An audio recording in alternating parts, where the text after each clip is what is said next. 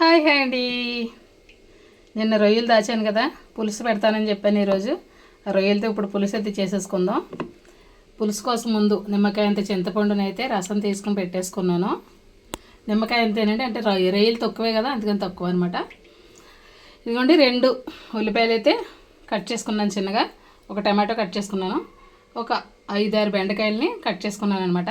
వీటితో ఇప్పుడు మనం పులుసు చేద్దాం. పులుసు ఓకేనా. ఈరోజు ఫ్రైడే కదా మేడం, రొయ్యలు ఏంటి అని అనుకోకండి, ఎందుకంటే ఫ్రైడే నేను ఒక్కదాన్నే చేస్తానండి, పిల్లలు తింటారు, అందుకని వండేస్తున్నాను. మళ్ళీ ఆదివారం వరకు దాచాలి, ఆదివారం వరకు ఎందుకు దాచడం అని చెప్పేసి ఈరోజు అయితే పులుసు చేసేస్తున్నాను అనమాట.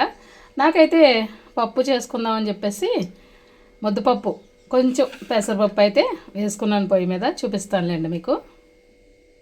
రైస్ అయితే ఉడికిపోయిందండి, రైస్ వచ్చేసి మనం పులుసు చేసేసుకుందాం అనమాట. పులుసు కోసం అయితే పెట్టేసుకుంటున్నాను. రైస్ వార్చేద్దాం.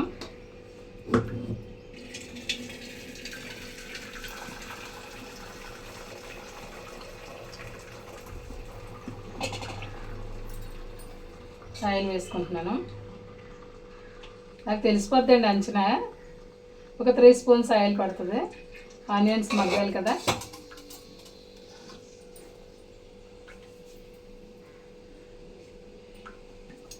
కొంచెం ఆయిల్ వేడెక్కిన తర్వాత, కొంచెం బాగా వేడెక్కిన తర్వాత వేసుకుంటే ఆనియన్స్ త్వరగా ఫ్రై అయిపోతాయి. ఆయిల్ ఇంకా వేడెక్కాలి. అయితే ఇక్కడ ఏమొస్తుందంటే, నిన్న మా తమ్ముడు వాళ్ళు ఫోన్ చేశారు రాత్రి. మామూలుగా నార్మల్గానే మాట్లాడేటప్పుడే రొయ్యలు పచ్చివాసన పోయినాయా నువ్వు వండిన రొయ్యలు అని చెప్పేసి మా తమ్ముడు అడగడం జరిగిందనమాట. అంటే వీడియోలో మొత్తం అంతా చూపించలేం కదండి, మొత్తం అంతా చూపించాలంటే చాలా లెంత్ వీడియో అయిపోద్దని చెప్పేసి కొంచెం కొంచెం చూపిస్తాం కదా. అంటే వాళ్ళకి స్క్రీన్ మీద ఎంతసేపు వేగన్ రొయ్యలే కనిపించినాయి నిన్నటి వీడియోలో, నిన్న షార్ట్స్లో అనమాట. అందుకని చెప్పేసి అసలు ఉడికినాయా అనేసి అడుగుతున్నాడు వాడు. నాకు చాలా నవ్వు వచ్చింది అనమాట. ఇంకా నయనరా బాబు చాలా బాగున్నాయని చెప్పాను. ఎందుకు అంటే నిజంగా చాలా అంటే చాలా టేస్టీగా ఉందండి రొయ్యల కూర. ఎందుకంటే పెద్ద రొయ్యలు కదా, ఎప్పుడైనా పెద్ద సైజు ముదురునవి, ఇప్పుడు ముదురు చేపల పులుసు చూడండి ఎంత బాగుంటుందో, ఎగురు చేసి చూడండి ఎంత బాగుంటుందో, అలాగే కొరమేను చూడండి చక్కగా ముదిరిన కొరమేన అయితే ఇలాగా ఏమంటారో చక్కగా ఇడిపోయి ముక్కలు మంచిగా చికెన్ ముక్కల్లాగా ఉంటాయి. అలాగే ఈ రొయ్యలు కూడా సైజు పెద్దవి కదా, చాలా టేస్టీగా ఉన్నాయి. కూర అయితే చాలా బాగుంది. అలాగే ఫ్రెష్గా నిన్నే తయారు చేశాను కదా గరం మసాలా అదిని, అందుకనో ఏమో మొత్తం మీద అన్నీ సెట్ అయ్యి కూర అయితే చాలా బాగుందండి, చాలా టేస్టీగా ఉంది. మీరు రైస్లో వడ్డించిన తర్వాత ఆ వీడియో వాడు చూసి ఉండడు, లేదంటే కూర ఆ థిక్నెస్ అది చూస్తేనే తెలిసిపోద్ది మనకి టేస్టీగా ఉందా లేదా అని చెప్పేసి. అలా అడిగేసరికి నాకు నవ్వొచ్చింది అనమాట. సరేలే అంటే వీడు ఒక్కడి అభిప్రాయమే కాదు, చాలామంది చూస్తూ ఉంటారు కదా, అందరికీ అలాగే అనిపించింది ఏమో అని అనిపించి ఇప్పుడు ఈ విషయం డిస్కస్ చేస్తున్నాను అనమాట. ఏం లేదని అంటే వీడియో అంతా చూపించలేం కదా, అంతా చూపిస్తే చాలా లెంతీగా అయిపోద్ది, ఇంచుమించు గంట అయిపోద్ది వంట అంతా చూపించాలంటే. అయినా ఇంక అందరూ చేసుకునే విధానాలే కదా, ఇంకంతా చూపించడం ఎందుకు అంటే, మనది ఓన్లీ కుకింగ్ ఛానలే కాదు కదా, ఇలా మనం మాట్లాడుకుంటూ ఒక లాగా ఒక కష్ట సుఖాలని, ఒక మంచి చెడ్డల్ని, మనకు తెలిసిన కొన్ని విషయాల గురించి ఇలా డిస్కస్ చేసుకుంటూ వంట చేసే కార్యక్రమమే కాబట్టి అలా మొత్తం అంతా చూపించకుండా అసలు విషయం ఏంటి, మధ్యతరగతి వాళ్ళు ఎలా ఆలోచిస్తారు అని చెప్పేసి ఆ వీడియోలు నిన్న షార్ట్ వీడియోలు చేయడం జరిగింది అనమాట.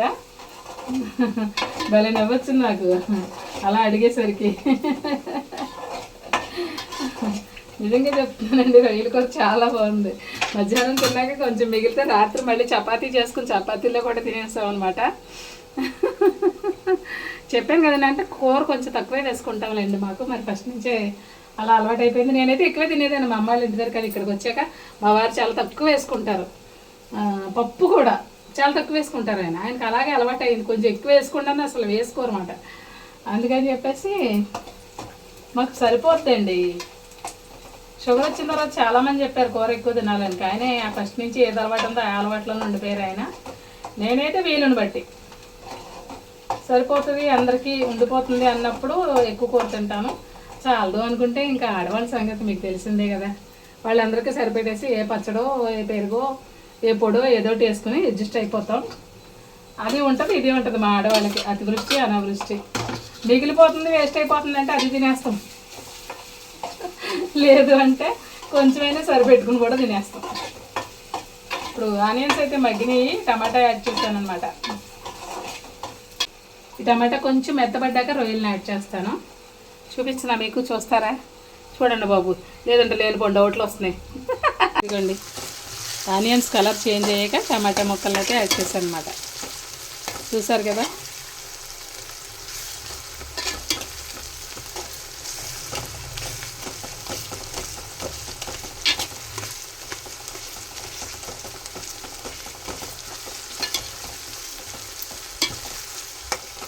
రొయ్యలను యాడ్ చేసుకుందాం.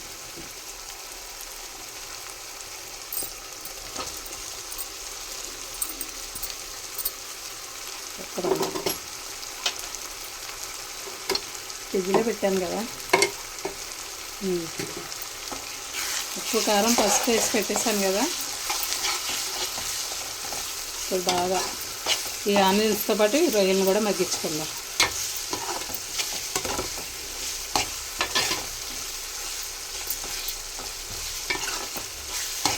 ఏదైనా రేట్ ఎక్కువ అనుకుంటాం కానండి, ఆ రేటుకు తగ్గ టేస్ట్ కూడా ఉంటుంది. కాకపోతే ప్రతిరోజు ఇలా తెచ్చుకుని చేసుకోవాలంటే మాలాంటి వాళ్ళకి అవ్వదు.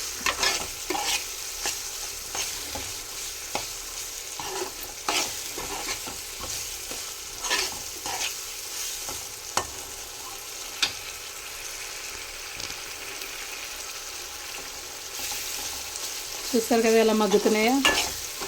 ఇప్పుడు మీ డబ్బు పోయిందా? ఇప్పుడు బెండకాయ ముక్కలు కూడా యాడ్ చేసుకుందాం. ఈ బెండకాయ ముక్కలు కూడా వీటితో పాటే మగ్గించేసుకుందాం.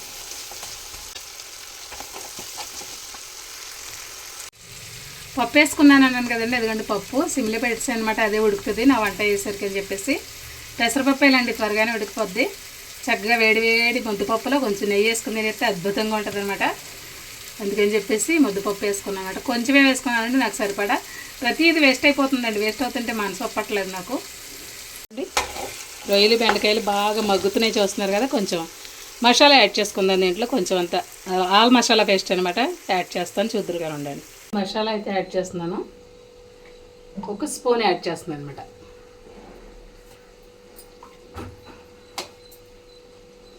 కొంచెం నీసు కూరలోని గరం మసాలా ఉండాలి. మనం మామూలుగా కాయగూరలు ఆకుకూరలు వండుకున్నప్పుడైతే గరం మసాలా వాడవసరం లేదు, ఎందుకంటే గరం మసాలా వేస్తే వాటి టేస్ట్ని డామినేట్ చేస్తుంది అనమాట. కానీ ఇది రొయ్యలు వేసాను కదా, గరం మసాలా ఉండాలండి. కాకపోతే మేము ఇష్టాన్ని బట్టి ఎక్కువ వేసుకోవాలా తక్కువ వేసుకోవాలన్నా చేసుకోవాలి. నేనైతే ఏది టేస్ట్ డామినేట్ అయిపోద్ది అన్నట్టుగా ఎక్కువైతే వేయనండి, వేసావా లేదన్నట్టు వేసాను. అందుకే 1 స్పూన్ వేసుకున్నాను కదా. చక్కగా ఇప్పుడు ఈ మసాలా కూడా ఈ రొయ్యలకి బెండకాయ ముక్కలకి పట్టేలాగా వేగించుకుందాం కాసేపు.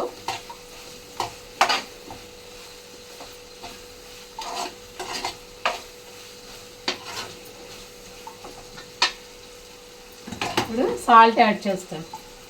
సాల్ట్ నేను ఆల్రెడీ యాడ్ చేశాను, పులుసు కాబట్టి కొంచెం పడుతుందిలేండి. ఎందుకంటే ఇదిగో ఇది ఉంది కదా, ఇది వేసేస్తాను. ఇందులో ఉప్పు కారం ఉంది కదా, చింతపండు పులుసుని ఇందులో వేసేసి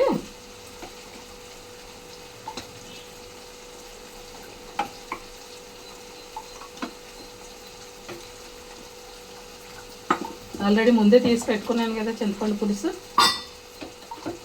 ఈ పులుసు కూడా చిక్కగా ఉంటేనే బాగుంటుందండి, పలుచగా ఉంటే బాగోదు. ఇంచుమించు నిన్న కూర ఏ క్వాంటిటీకి అయిపోయింది, అలాగే ఇది కూడా థిక్గా అయిపోతేనే బాగుంటుంది.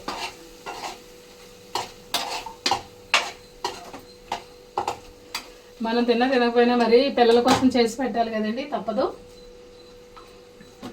ఇంట్లో పూజ చేశారు మళ్ళీ రొయ్యలు ఏంటి అని అనకండి. పూజ అనేది అది నా మనసుకు సంబంధించింది. నేను తిన్నాను కదా, వాళ్ళు తింటారు.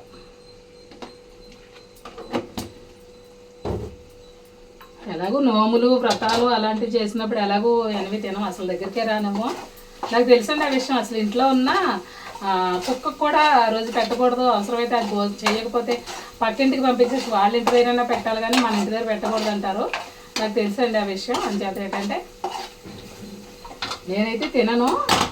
పూజలు వ్రతాలు ఎప్పుడైతే దగ్గర కూడా రాను, ముందు రోజు నుంచే రాను. ఎందుకంటే ముందు రోజు నుంచి ఇల్లంతా శుభ్రం చేసుకుంటాం కాబట్టి నీసు అనేది పక్కకు కూడా రానివ్వు. ఇప్పుడు శ్రావణ మాసం వస్తుంది, అలాంటివి వచ్చినప్పుడు అసలు దగ్గరకు కూడా రానివ్వాలండి.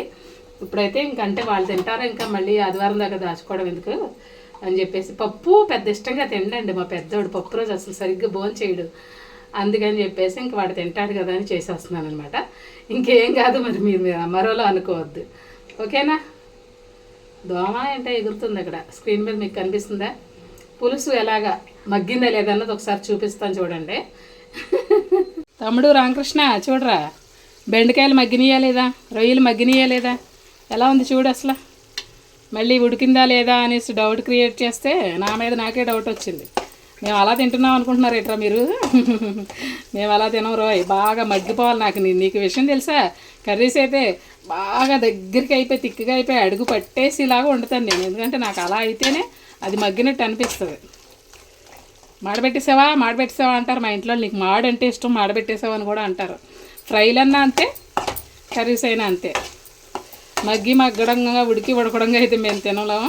అసలు నిజం చెప్పాలంటే ఉడికి ఉడకడంగా ఒక 50% ఉడకబెట్టుకుని తినేస్తేనే మంచిదని అంటారు హెల్త్కి. కానీ ఎవరు అలవాటు వాళ్ళది. ఇంకా చూసారు కదా, రొయ్యలు, బెండకాయ, టమాటా పులుసు అనమాట. ఇప్పుడు మగ్గిపోయినాయి కదా, ఆయిల్ శుభ్రంగా కక్కేసింది చూసారు కదా. ఇప్పుడు మనం చింతపండు పులుసుని అయితే దీంట్లో యాడ్ చేసేద్దాం.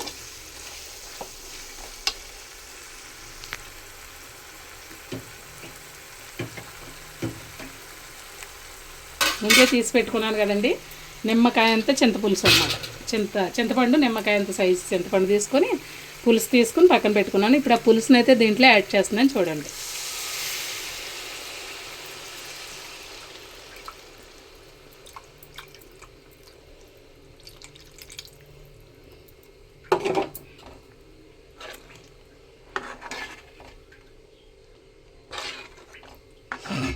చూసారు కదా, బెండకాయ పచ్చిరొయ్యల పులుసు. ఇది కూడా ఒక 15 నుంచి 20 నిమిషాలు పడుతుంది. మీడియం ఫ్లేమ్లో పెట్టేస్తే మరిగిపోద్ది అనమాట. అప్పుడు మళ్ళీ మీకు చూపిస్తాను దింపే ముందు, ఓకేనా. అమ్మయ్య, ఇప్పుడు ప్రశాంతంగా ఉంది నాకు. నిజంగా రాత్రి నుంచి కూడా వాడు అలా అనుకుంటున్నాడా, ఉడకంగా తినేస్తున్నాం అనుకుంటున్నాడా మేమనేసి అనుకున్నాను అనమాట. ఇదైతే మార్చాలి అనుకుంటున్నానండి. కాకపోతే ఎప్పటి నుంచో నీసు కూరలు దీంట్లో వండడం అలవాటు నాకు. ఎందుకు అనవసరంగా కొత్తవి పెట్టేయడం అనిపిస్తుంది. కానీ వీడియోలో చూసినప్పుడు వాళ్ళే ఇలా అంటున్నారు, మా పిల్లలు అంటున్నారు, అమ్మ అది మార్చచ్చు కదా, కొత్త దాంట్లో చేస్తే ఇంకా నువ్వు చేసే వంట నీట్గా కనిపిస్తుంది కదా అని చెప్పేసి. నేనేమనుకుంటానంటే నీట్గా కనిపించడం ముఖ్యమా, టేస్ట్ ముఖ్యమా అని చెప్పేసి. కానీ నీట్గా కనిపించడం కూడా ముఖ్యమేలేండి. నాకు కూడా అనిపిస్తుంది అప్పుడప్పుడు ఇది బాగుండట్లేదు, ఇది మార్చేయాలని చెప్పేసి. చూడాలి మరి ఫ్యూచర్లో ఎప్పుడు మారుస్తానో. ప్రతిదానికి టైం రావాలనుకుంటానండి, అంతే మరి. పులుసు మరిగట్టింది కదా, ఇప్పుడు మూత పెట్టేసి మీడియం ఫ్లేమ్లో పెట్టేసి 15 నిమిషాలు వదిలేస్తాను. 15 నిమిషాల తర్వాత మూత తీసుకుని లో ఫ్లేమ్లో ఒక 5 నిమిషాలు వదిలేస్తాను అనమాట. పులుసు అయితే చక్కగా రెడీ అయిపోద్ది. అప్పుడు మళ్ళీ మీకు చూపిస్తానులేండి. ఉప్పు కారాలు అయితే సమంగా సరిపోతాయండి. ఒకసారి వేసానంటే మళ్ళీ వేసేదే ఉండదు, ఓకేనా. బెండకాయ పచ్చి రొయ్యల పులుసు. బెండకాయలు కనిపిస్తున్నాయి, రొయ్యలు కనిపించట్లేదా? రొయ్యలు అడుక్కెళ్ళిపోయినాయి, మరి బరువుగా ఉంటాయి కదా. అయిగోండి, అయ్యో రొయ్యలు కనిపించాయి కదా. Okay, done. మరి అయితే పులుసు మీద మూత పెట్టేస్తున్నాను. మూత పెట్టేసి చేమలు ఉన్నాయి, ఒక్క మీడియం ఫ్లేమ్లో పెడతానండి, లో ఫ్లేమ్లో కాదు, మీడియం ఫ్లేమ్లో పెట్టి 15 నిమిషాలు ఉంచుతా. ఈ లోపు నా పప్పు కూడా రెడీ అయిపోద్ది. అది కూడా సిమ్లో ఉందిలేండి, నెమ్మదిగా రెడీ అవుతుంది. ఓవర్గా మూత పెట్టాను. బూత్తుగా మూత పెడితే మళ్ళీ పొంగిపోద్ది, మాటికి పొంగిపోయి నన్ను పిలుస్తూ ఉంటుంది వస్తున్నాను. ఈ 15 నిమిషాలు మనం కొంచెం గాలి పీల్చుకుందాం, గాలి గాలి గాలి, ఓకేనా. ఇదండి నా వంట. చూసొద్దాము మనం. కాలకాయ క్లాత్ కనిపించట్లేదు, సర్లే మనకు అలవాటేగా చేతులు కాల్చుకోవడం. వామ్మో, చెప్పాను కదండి. పులుసు అయితే భలే రెడీ అయిపోయింది. చెప్పాను కదండి, కూర క్వాంటిటీలోకి వచ్చేస్తేనే ఈ పులుసు కూడా చాలా టేస్టీగా ఉంటుందని చెప్పేసి. చూసారు కదా ఆ క్వాంటిటీ. టేస్ట్ మా వాళ్ళు చూసి చెప్పాలి, ఎందుకంటే నేను చూడను కాబట్టి.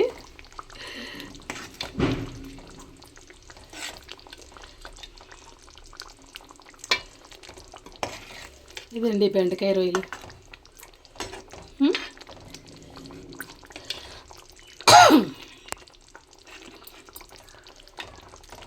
బెండకాయ రొయ్యల పులుసు రెడీ. బెండకాయ పచ్చి రొయ్యలు అంటే చాలా ఫేమస్ అనమాట మా ఏరియాలో.